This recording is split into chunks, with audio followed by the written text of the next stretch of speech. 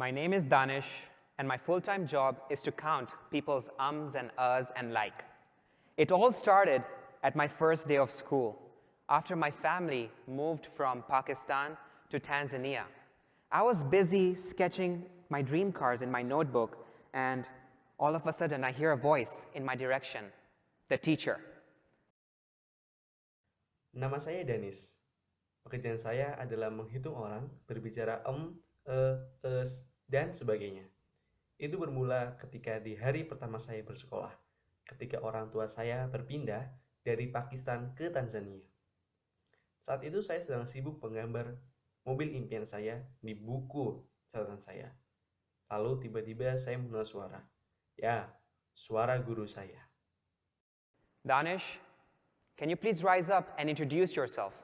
She had put me on the spot. I was in this foreign land, 30 pairs of eyes staring at me. How would you feel when a teacher puts you on the spot in this kind of situation? My mind went blank. My heart started racing. I kept quiet. I started hearing giggles in the classroom, and then tears ran down my cheek. That was the first time I felt the fear of speaking in front of others. The first time I felt the fear of public speaking. Danis, bisakah kamu berdiri dan memperkenalkan dirimu? Saya langsung terdiam ketika saat itu. Saya terdiam dan ada sekitar 30 pasang mata menatap saya. Bagaimana perasaan kalian jika guru kalian menempatkan kalian di posisi seperti itu? Saat itu, pikiran saya kosong. Jantung saya berdetak kencang. Dan tidak lama dari itu, saya mendengar tawa di kelas, tawa teman saya. Dan ketika itu, saya langsung menangis. Itu adalah saat pertama kali saya takut berbicara di depan orang. Pertama kali saya takut untuk berbicara di depan umum. Fast forward a few years, I was at college here in America. That fear still stuck with me. It was as though it was part of my soul. Now, when I was little, I had many other fears. I was afraid of the dark, the monsters under my bed, the cockroaches, and I don't mean the tiny cockroaches here, but the big flying cockroaches I had back home in Pakistan and Tanzania. But I outgrew these fears. I overcame them as I grew older. But public speaking? No way.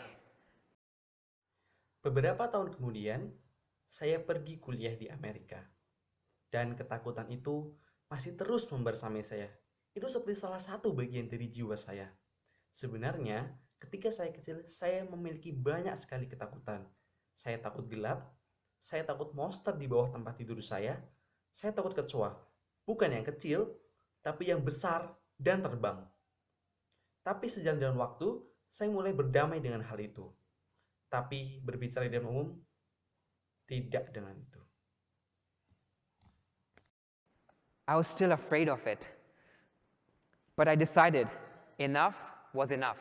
I decided to do something about it, to take that step and find a solution. And so I went to the one place on the internet where we all look for problems to our solution, to our problems, Google.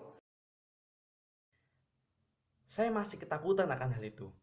Tapi saya sudah memutuskan, cukup sudah. Saya harus melakukan sesuatu akan hal itu. Dan saya harus menemukan solusinya. Jadi saya pergi ke suatu tempat di internet di mana kita semua mencari solusi atas semua permasalahan kita. Google. I searched on Google how to overcome the fear of public speaking. The first link told me about the great things I could be if I overcame this fear. Sound like a leader, get a great job, share your ideas, give a TED Talk,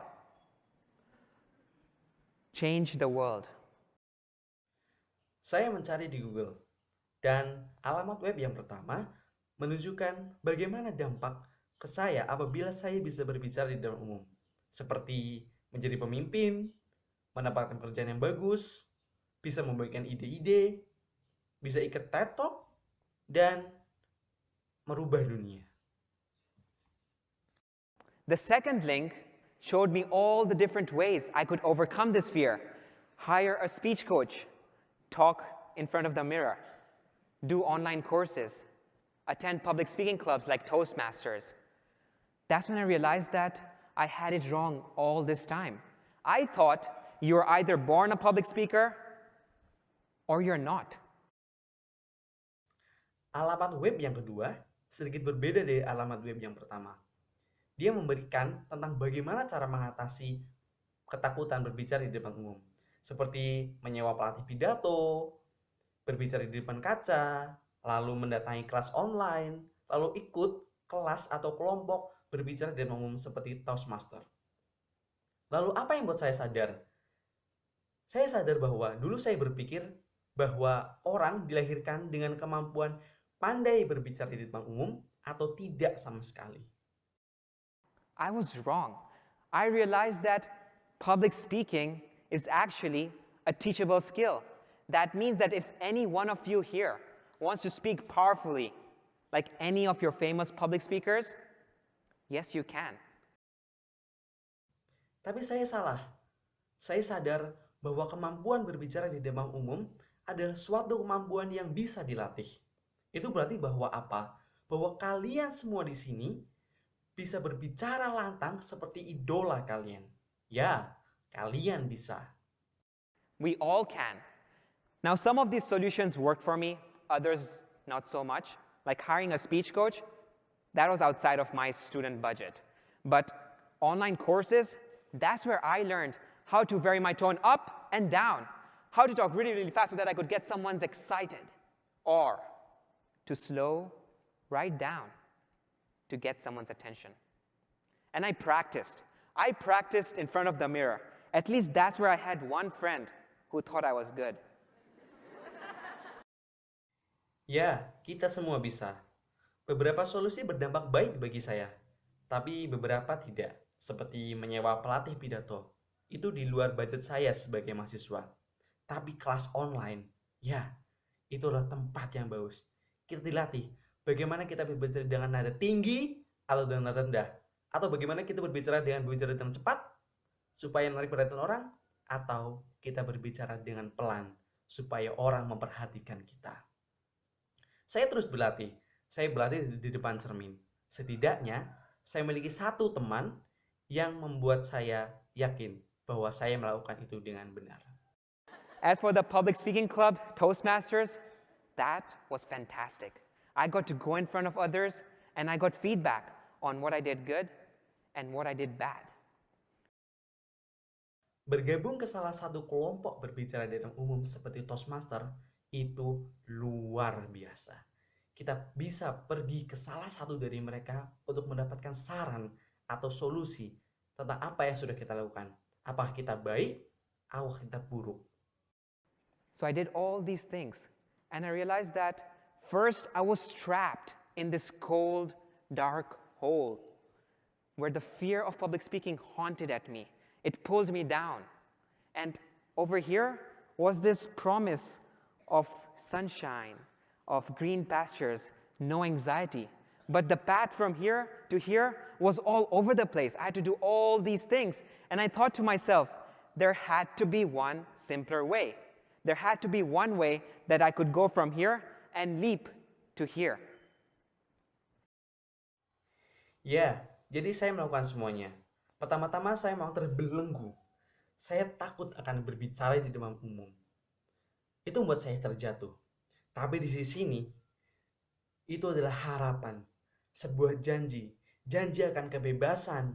Kebebasan tanpa ketakutan berbicara di depan umum. Tapi untuk berpindah dari sisi sini terhadap sisi sini, saya harus melakukan semuanya.